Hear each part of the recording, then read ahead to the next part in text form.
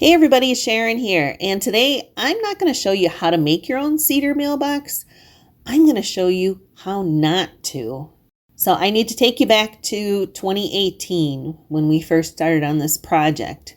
And we put it in the ground and figured, hey, put it in. It's good for a few years before I have to touch it. Well, let's fast forward to today. This is how it looks right now. Now, I noticed this starting probably a year ago already, and I thought, well, just keep an eye on it. But gradually, it got worse and worse. Now, this side right here faces the south, and so it gets sun from morning all the way to sunset.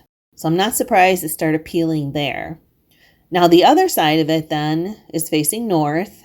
And I was really surprised to see all of that mildew that was growing on that side, even though I had it sealed. So let's go way back to when I first started working on the log. Now, hindsight's always 2020. This was a log that was a tree that was cut for the driveway back in 2016, and I wanted to save it for a mailbox because it had a really nice branch on it that I could use as a support to put the mailbox on. So I did my usual, got it all cleaned up, got it sanded, loved the little wormholes in it, and put it in my shop and started to work on finishing that. I loved the back of it because it had a little bit of open scars and figured it would be a beautiful addition at the end of the road.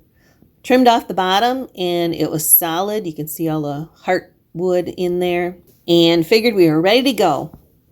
So I got some different poly because I'm used to working on indoors. This was an exterior SPAR Urethane. I got oil-based. I like satin. I don't like shiny. And it's supposed to be good for mildew and UV protection. Now, when I put it on, it was like caramel sauce. It was a brand new one. So it did go on thicker than what I wanted, but I did multiple coats and followed the instructions to a T. So fast forward now to March of 2018 when we had a nice spring day, and a log was in my shop for those 3 months drying.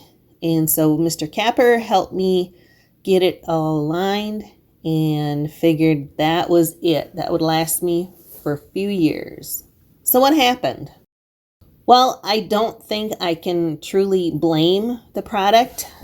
I did use it on exterior wood, and it says ideal for railings and fences, so that's why I used it for that. What I think was probably the log was still a little bit green inside. And the reason I'm saying that is because when you look at it, now that I look at it, that I've done so many since then, I can tell just by the bark that I peeled off, it's a little bit green. I also think that I probably sanded it too fine. I sanded it up to a 220. So I don't know if I had enough to adhere to. I now have a moisture meter, but it's a little late. So second thing that might have happened, when I was applying it, I had it at the right temperature. I had it in my shop, heated. I did not dilute it. I followed the instructions as far as how much to put on and letting it dry in between. So it could have been me for the application. The other thing would have been the cure time that I can think of, although, like I said, I followed their instructions as far as 4 hours to let it dry, and then not sanding it if you did another coat within 12 hours. And I put at least 4 or 5 coats, and then we waited, for 3 months, I think.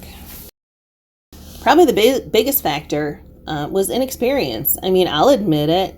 I'm used to making things for interior and using a different kind of a sealer. So I have gained a lot of experience since then. So that's what happens when you try something. You learn. So is that really gonna stop me from trying it again?